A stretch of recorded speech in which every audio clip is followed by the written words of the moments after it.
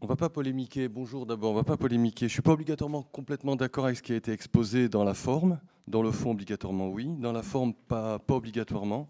C'est obligatoirement intéressant. En tout cas, je voulais d'abord saluer vous en tant qu'assemblée, et puis les collègues de bureau, le Rav Shriki, que j'ai pas vu, ça fait très longtemps. La première fois qu'on s'est rencontrés sur la tombe du Ramchal, Yahasra. Michael Seban, vieil ami. Yves Marciano, qui fait partie de la famille, c'est différent. Moi, j'ai un sujet qui m'a été imposé, une figure pas simple. J'aurais pas choisi ce titre, mais c'est pas grave. En réalité, on m'a dit, voilà, tu dois traiter la lecture kabbalistique des commandements de la Torah. Alors, j'aurais bien voulu qu'on me fasse la leçon, et j'ai été obligé de la faire pour vous. Préalablement, je voulais dire, vis-à-vis de ce que j'ai entendu à l'instant, en simple préambule, puisque nous sommes entre Pessah et Shavuot, et que nous lisons Pirkei Avot, qui est le traité ce qu'on peut appeler le traité des principes ou le traité des pères, traité fondamentaux qui nous apprend non pas à faire, mais à être. On dit au tout début, Moshe Kibel Torah mi Sinaï. Moshe a reçu la Torah du Sinaï. Ça semble être une assertion évidente, mais ça souffre d'un commentaire apporté par nos maîtres. Qu'en réalité, quand on dit que Moshe a reçu la Torah, il ne reçoit pas seulement la Torah écrite, il reçoit la Torah orale. Quand nous parlons du Zohar, entre autres, le Zohar fait partie de la loi orale. Rabbi Shimon Bar Yochai n'est pas un homme qui s'invente et que l'on trouve qui vient de nulle part. C'est en réalité lui-même un des élèves, il fait partie de la lignée des maîtres. Et le maître des maîtres, avant Rabbi Shimon Bar Yochai, avant qu'on laisse cet homme rédiger et parler de son Zohar, dont arriver à cette révélation pure et dure, il y a quand même Rabbi Akiva avant lui. Rabbi Akiva est l'équivalent de Moshe. Si Moshe est le maître de la Torah écrite, Rabbi Akiva est le maître de la Torah orale. Les deux vivront 120 ans. Un aura maille à partir avec l'écrit, l'autre c'est dans l'oralité du message.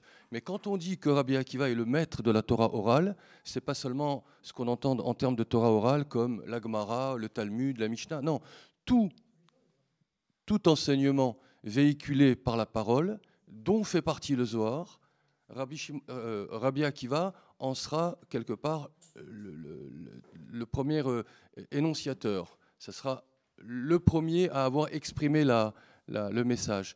Ultérieurement, et ça a été dit avec brio à l'instant, Rabbi Shimon Bar Yochai vient en son temps, au bon moment, dans l'espace qui lui était le sien, parce qu'il a la faculté de raconter ce qu'il va dire. Mais regardez comment le Harizal va avoir la lecture de cette chose-là. C'est que, étonnamment, Rabbi Shimon Bar Yochai est un homme de parole, c'est pas un homme d'écrit. Comme le Harizal était un homme du discours et son élève Rabbi Chaim Vital était un homme de plume, ce que l'un avait dans la langue, l'autre il l'avait dans la main. Donc en réalité, Rabbi Shimon Bar Yochai est capable de parler, mais il n'est pas capable d'écrire. Le Zohar ne sera pas rédigé, il ne sera pas transcrit par la main de Rabbi Shimon Bar Yochai. Il sera rédigé par ses Rabbi Abba en tête. Comme Rabbi Chaim Vital fera le même travail vis-à-vis du Harizal, puisqu'on dit que les 9 élèves du Harizal n'étaient qu'en réalité le Gilgoul, la réincarnation de Rabbi Shimon Bar Yochai et de ses 9 élèves. Donc de la même façon que Rabbi Shimon Bar Yochai était au niveau du discours oral et non pas au niveau de l'écrit, on aura cette transposition quelques siècles plus tard du Harizal avec ses élèves. Mais pourquoi j'ai pris la précaution de vous dire cela? Pour savoir que le Zohar ne sort pas de nulle part. On a une traçabilité qui nous ramène jusqu'au Sinaï. Puisque vous l'avez entendu, il y a une sorte de double G de la Torah. Première table, deuxième table, savoir à quel niveau les hommes sont en train de se situer. Première table, c'est ce qu'on appelle le Etzraïm, première proposition faite à l'homme. Et les deuxièmes tables de la loi, c'est ce qu'on appelle le Etzadat, c'est l'arbre de la connaissance du bien et du mal. On n'est pas capable de se situer au niveau du Etzraïm, donc on va opter pour les deuxièmes tables de la loi. En réalité, toute la problématique entre le Etzraïm et le Etzadat, c'est ce qu'on appelle le problème de l'expérimentation ou le problème de la révélation. Ce que vous êtes capable de comprendre par vous-même, vous en ferez votre instruction, vous en ferez votre propre construction humaine. Et ce que vous n'êtes pas capable de percevoir vous sera révélé. Ce qui est du domaine de la révélation, c'est le Etzraïm. Ce qui est du domaine de l'expérimentation humaine, c'est le Etzadat.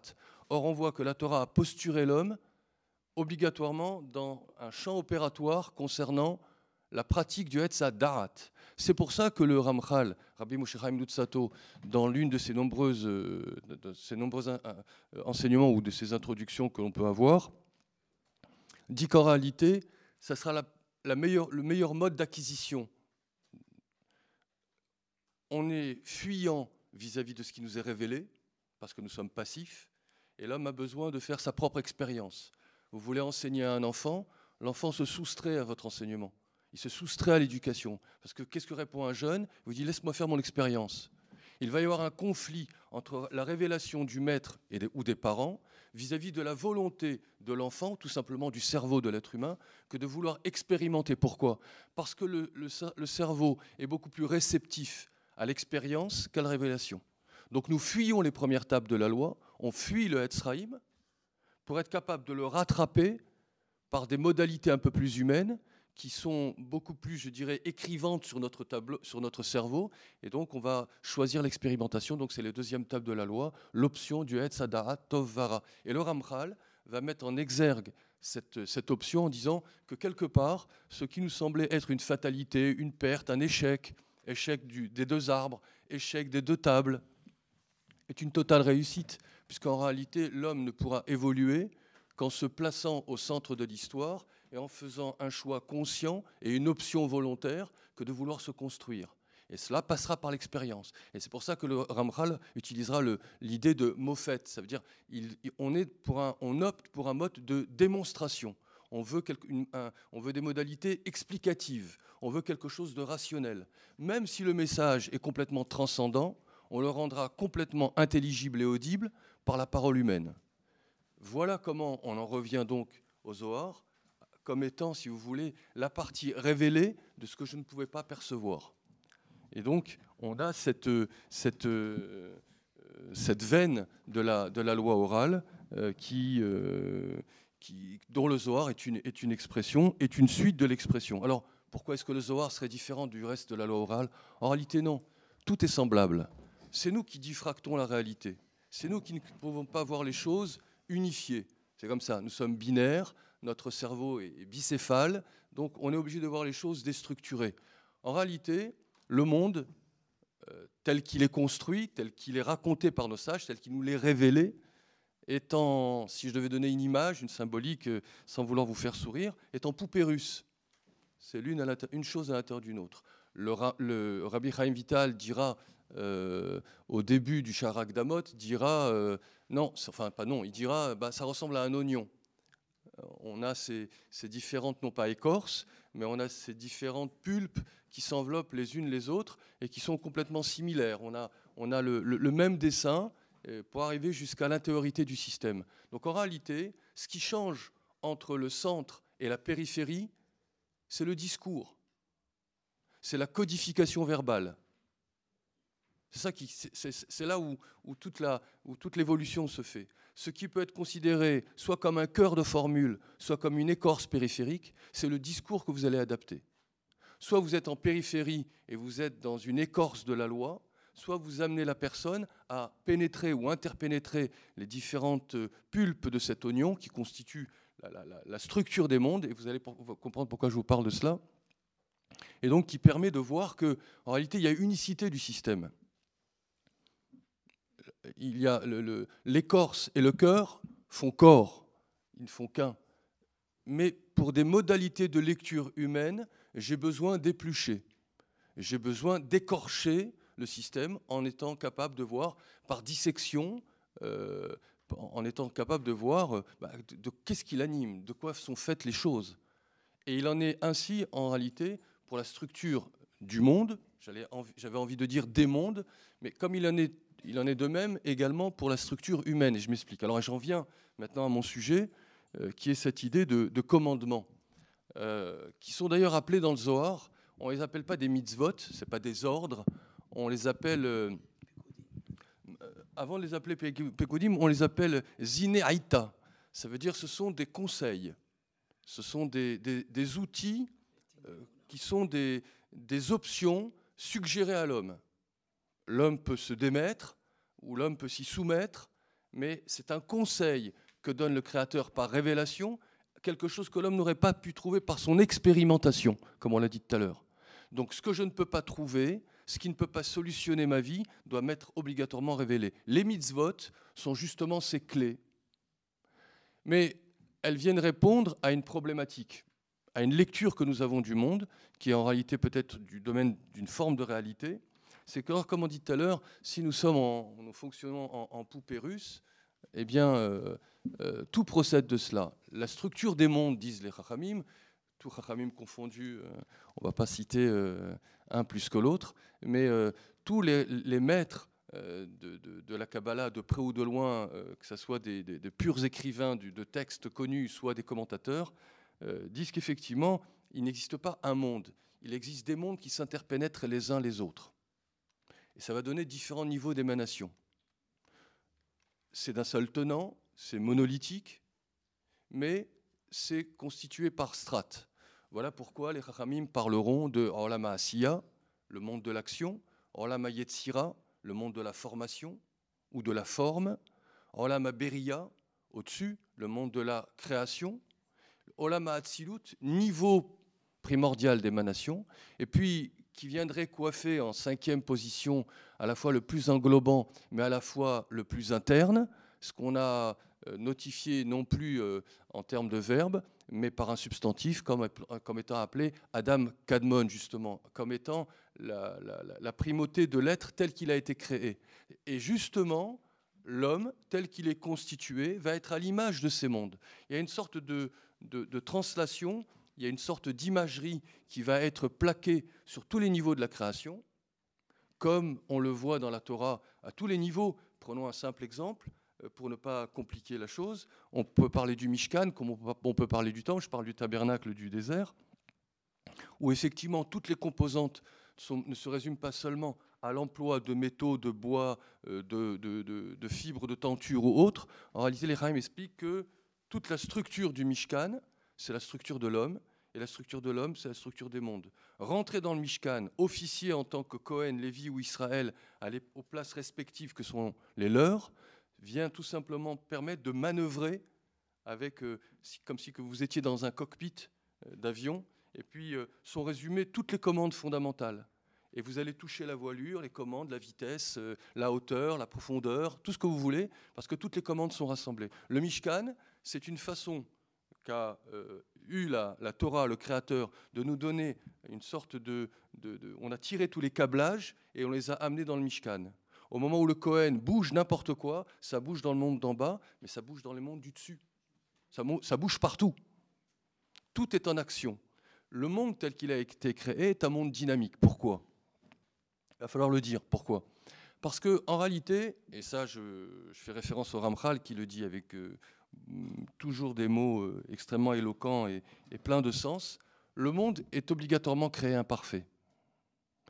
Et la mitzvah, par la main de l'homme, le commandement ou ce conseil suggéré par le Créateur à la créature, va permettre de donner, d'offrir au monde sa complétude, sa perfection.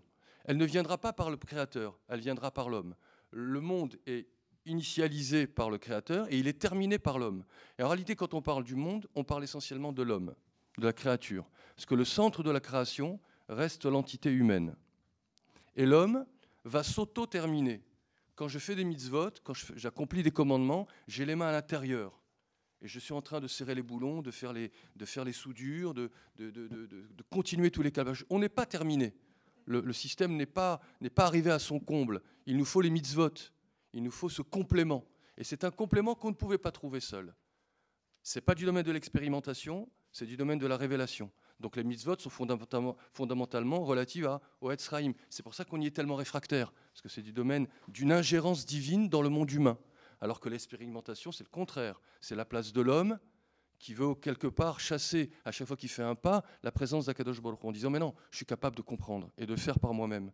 Donc pour ne pas qu'il y ait ce conflit, les mitzvot interviennent pour mettre en conformité et faire en sorte que ce monde qui est complètement déclipé, déconnecté, un petit peu déchiré, eh bien, nous soyons capables de le recoudre. Faire une mitzvah, c'est pas seulement être un bon juif, c'est pas être religieux, surtout pas, c'est peut-être à minima être pratiquant, c'est tout simplement prendre la responsabilité d'assumer le monde. Un monde pas terminé et qui se termine dans la main de l'homme. Certes, il y a un caractère répétitif, parce que les mitzvot vont prendre l'habillage du milieu ambiant. On mange constamment, c'est répétitif, on dort, on boit, on se repose, mille et une choses, tout ce qui est du domaine humain et cyclique. Alors, Dibera Torah Kilshon Ben Adam, la Torah a pris l'ergonomie humaine, c'est parlant, et puis donc elle va rentrer dans mon quotidien, et les mêmes concepts répétitifs, elle va s'en saisir, et elle va essayer de les sacraliser. Pourquoi ?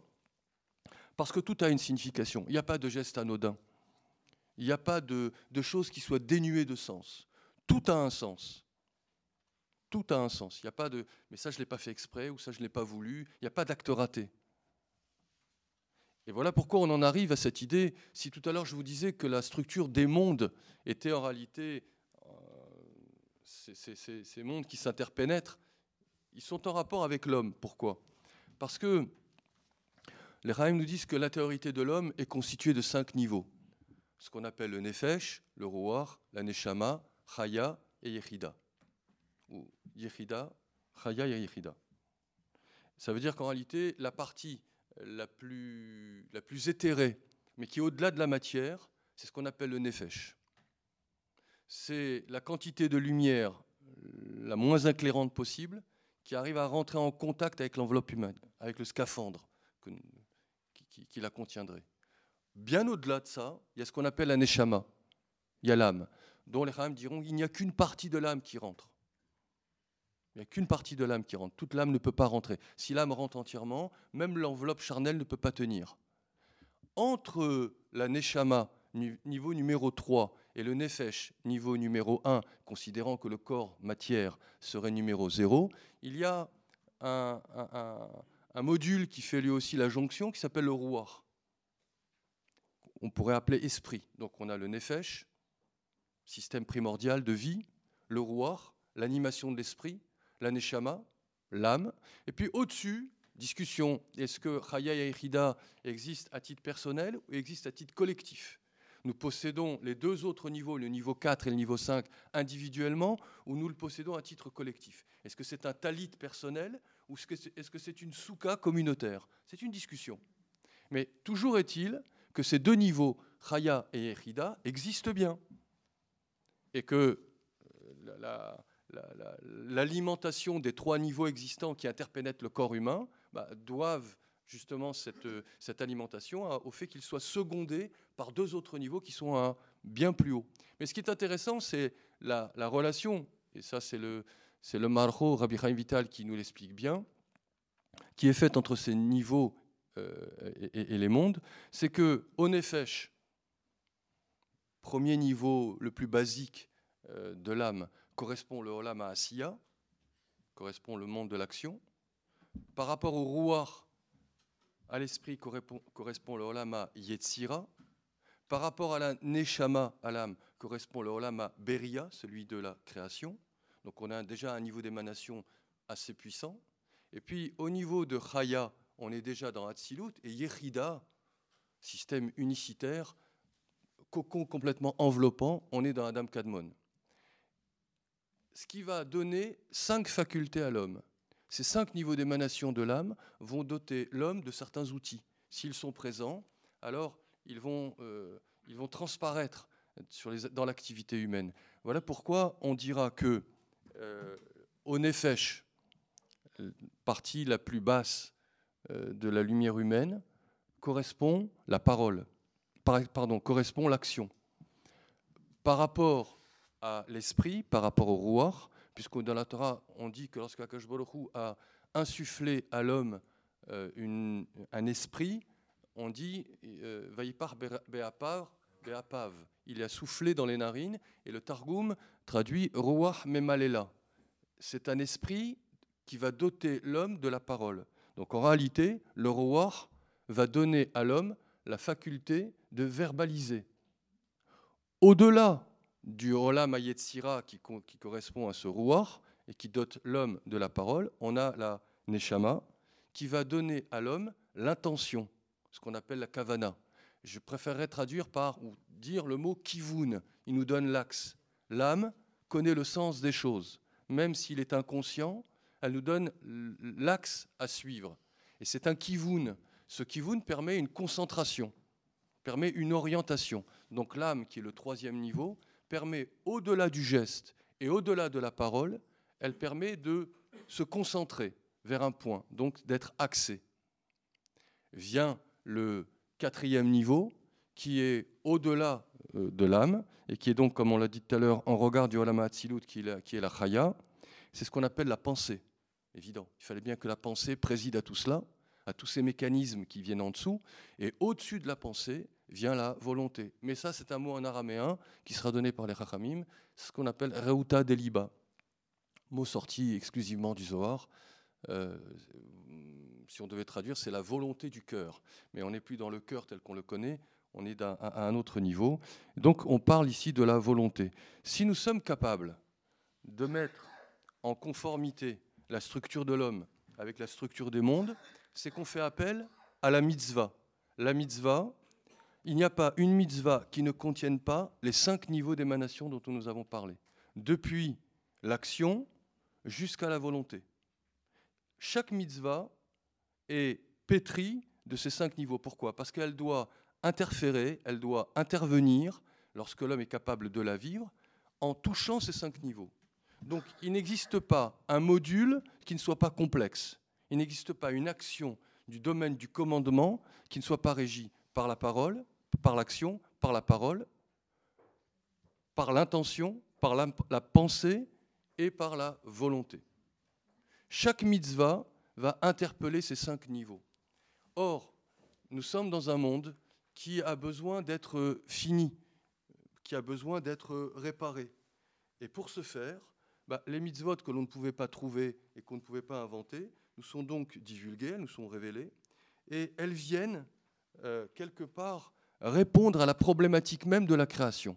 C'est que, pourquoi est-ce que le monde, en quelques mots, pourquoi est-ce qu'on est obligatoirement carencé? Pourquoi est-ce que le monde est créé, l'homme est obligatoirement créé imparfait? Parce que on ne pouvait pas avoir un être divin qui préside à sa propre réplication. Dieu ne pouvait pas se reproduire à l'identique. Si vous créez quelque chose qui a la même hauteur, qui est dans la même lignée que la source d'émanation, alors vous ne créez pas. Si vous devez créer, il faut qu'il y ait une différenciation entre la source d'émanation et le récepteur. Donc, c'est là où intervient le langage, entre autres, du Ramchal, encore une fois, qui excelle dans les mots choisis. Il y a un choix, il y a un process, il y a un mode opératoire qu'on va justement appeler le Tzimtzum et que le Ramchal va décoder. Le Tzimtzum n'est pas une rétractation. Dieu ne fuit pas, Dieu ne va pas quelque part, Dieu n'est pas à un endroit pour qu'il puisse le débarrasser. Tout ça est une abstraction d'esprit, c'est une vue de l'esprit de toute façon.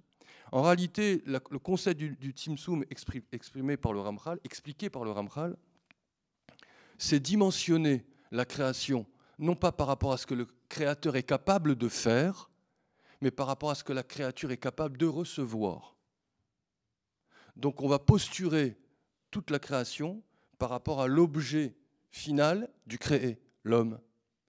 Or, pour créer quelque chose qui ne soit pas du domaine de la source émettrice, il va falloir utiliser des filtres, il va falloir utiliser des restrictions, un amoindrissement, ce que ultérieurement le Ramchal, et là encore une fois il innove en utilisant un terme qui est le Ester Panim, le voilement du visage. Normalement, Akadosh Baruch Hu, si déjà il crée l'homme dimensionné par rapport à ce qu'il est capable de recevoir, lui, et non pas par rapport à ce que lui est capable de donner en tant que créateur, c'est déjà une première carence, c'est déjà un premier filtre, mais en plus, lorsqu'on lui donnera le rayon émanant, on va le lui donner dans le quantitatif le plus restreint. Pourquoi ?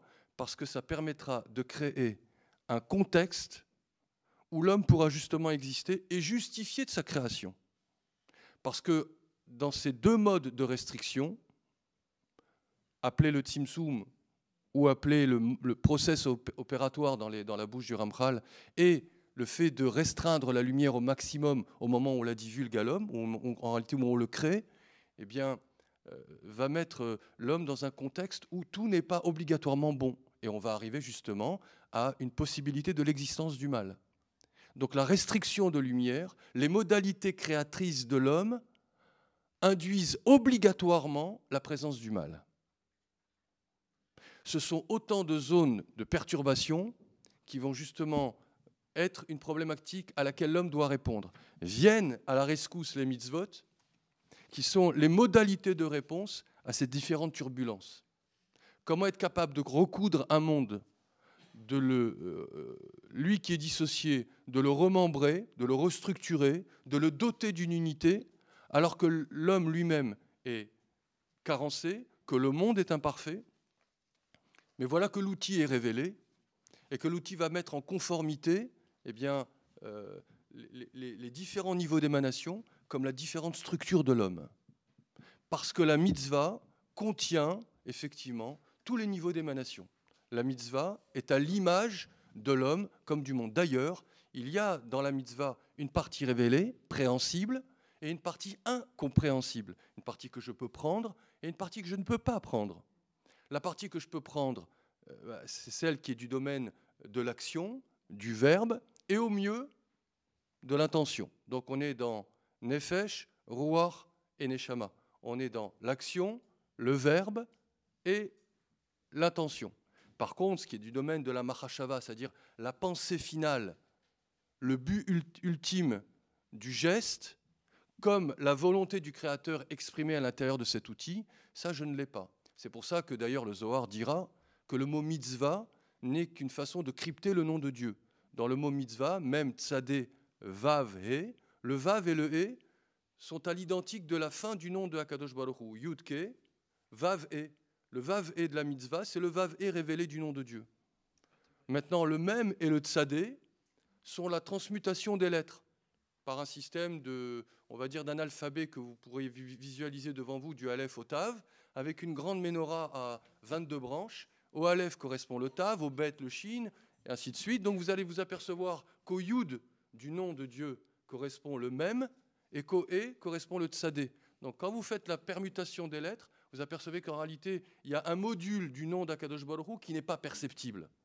C'est le même et le Tzadé qui ne sont qu'un cryptage du Yud-Ke. Ce que je peux voir, moi, c'est le Vav-He, les 6 jours de la création, Vav, et l'espace, le He. Donc je peux voir le temps et l'espace. C'est ce qui est relatif à l'homme.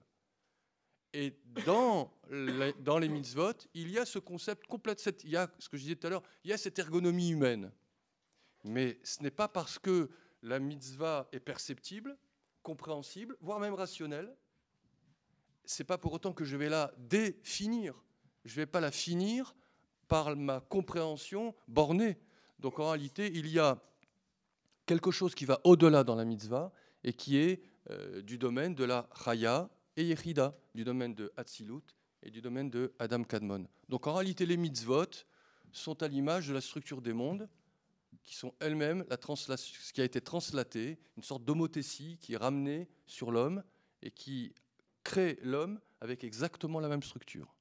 Comment coudre, comment répondre, comment réunifier, comment doter le monde de sa perfection, ce n'est qu'avec cet outil révélé, mais qui répond à tous les niveaux de la création. Et voilà pourquoi dans les mitzvot, normalement, il y a un investissement personnel qui est très lourd, très fatigant. Il ne s'agit pas seulement d'apprendre à faire les mitzvot, et ça serait déjà très bien, d'ayez-nous, comme on dit, si on faisait que l'action, et l'action est très bien. Parce qu'il y a quelque chose de très beau dans la Torah, c'est qu'il n'y a pas de différence entre l'écorce périphérique et le cœur. L'écorce est solidaire du cœur. On ne voit pas ce qu'il y a à l'intérieur, mais si quelqu'un n'a touché que l'écorce, il a quand même fait les choses. Très beau. Et même des rabbanim, c'est la théorie du Rambam qui s'oppose à celle du Zohar, qui dit qu'en réalité, il ne faut même pas savoir quel est le secret des mitzvot. Il faut faire les mitzvot avec une tmimout, avec une simplicité, avec une authenticité, avec un amour, sans calcul. Je fais pourquoi ? Parce que je dois faire les mitzvot. Et le Rambam, que je suspecte d'avoir compris plus que quiconque, d'accord, se débarrassait de tout et faisait les mitzvot comme un enfant. Peut-être un enfant avec une forme de maturité particulièrement élaborée. Alors que le Zohar dit non. Le Zohar dira quelque chose de très dur. Il dira, si tu fais une mitzvah sans en connaître le secret, sans en connaître la kavana ou la mahashava, alors tu t'impurifies. Les mitzvot deviennent impurifiantes. C'est dur à entendre. C'est dur. Et pourquoi ? Parce que le Zohar veut voir un système complètement rassemblé, C'est insolent que de laisser les parties les plus brillantes à l'extérieur. Donc on a ici une difficulté. Donc voilà pourquoi je vous disais, il ne suffit pas seulement, et ce serait déjà très bien, que de les vivre physiquement, gestuellement, et puis être capable d'avoir le discours adapté au geste. Et donc des fois il y a une bracha, des fois il y a un récitatif, il y a un libellé oral important qui vient entourer le geste. Et puis après, il y a ce qu'on appelle la kavana. Où va la flèche? Quel est l'axe de propagation de cette lumière? Alors il y a des mitzvot. Vous n'imaginez pas ce que peut représenter la kavana d'une mitzvah. Il y a des sfarim, il y a le Shahar HaKavanot, qui est un des livres de Rabbi Chaim Vital, donc élève du Hari, qui est donc les prémices de la connaissance des intentions fondamentales à avoir quand on fait une mitzvah. Il faut d'abord lire toute la technique, et après il vous dit, quand vous connaissez toute l'architecture, il vous dit comment mettre en marche le système par la kavana. Mais c'est particulièrement complexe. Un livre est sorti des kavanotes du Rachash sur le chauffard. Il n'y a pas un livre assez épais sur la table, mais une sorte de dictionnaire de bottin. Quand on sonne du chauffard, c'est rapide. En plus, vous avez faim quand on sonne du chauffard. On est fatigué. C'est vrai, c'est Rosh Hashanah. Il y en a cloc, c'est trop longtemps que ça dure. Et donc, plus vite on sonne, et plus c'est, et puis on fait vite moussaf. Vous savez combien de temps durent les kavanotes du chauffard? On n'a pas fini. On n'a pas fini. Ça, ceux qui savent, ou ceux qui prétendent savoir, ou ceux qui veulent s'essayer à, commencent la tfila le plus tôt possible, vers 5h ou 6h du matin, pour laisser, peut-être, on va dire, allez, un quart d'heure, 20 minutes, une demi-heure. Mais ce n'est rien par rapport à ce qui est proposé en termes de kavana. Il y a ici, j'ai apporté un tout petit livre qui est juste un lexique, vraiment un résumé du résumé, juste des kavanotes de Sfirat HaOmer. Sfirat HaOmer, c'est ridicule, c'est une petite phrase. À chaque édition de festival, nous, Sfirat HaOmer, Ayom, Yom tant, la Homer, tant de semaines, tant de jours, qui fait tant de tel compte, qui fait tant de. Mais il faut voir la complexité de ce que nous disons. Alors nous disons en 2 secondes. Tu t'es rappelé de faire le Homer? Ce que j'ai à mon fils de rappeler, ouais, allez, Ayom, Yom. C'est comme ça. On est en proie, on est en prise obligatoirement avec la parole et avec le geste. Mais dès l'instant où il s'agit d'investir avec la kavana et la machashava, c'est beaucoup plus pesant. Il ne faut pas pour autant baisser les bras. Il faut être capable de soulever et d'ouvrir un livre, et il faut être capable de s'intéresser à l'architecture des mitzvot, de comprendre quelle est leur intelligence, quelle est l'âme de la mitzvah, et vous allez vous apercevoir que vous allez ouvrir un portique qui était insoupçonné, et qu'en réalité la mitzvah, dans ses différentes lectures, dans ses 5 niveaux de lecture, recèle un véritable trésor, et c'est quelque chose après qui vous anime. Et tout à coup, vous verrez au-delà du geste. Le geste, c'est l'immédiat. Et la kavana, l'intention comme la pensée, vous permet de voir au-delà de la matière. Et c'est ça qui est important. Or, la réponse donnée à ce monde imparfait est donnée justement par le concept de la mitzvah, qui permet donc de doter le monde, alors qu'il était dissocié, le permet de doter d'une unité. Je ne veux pas compliquer, je m'arrête là.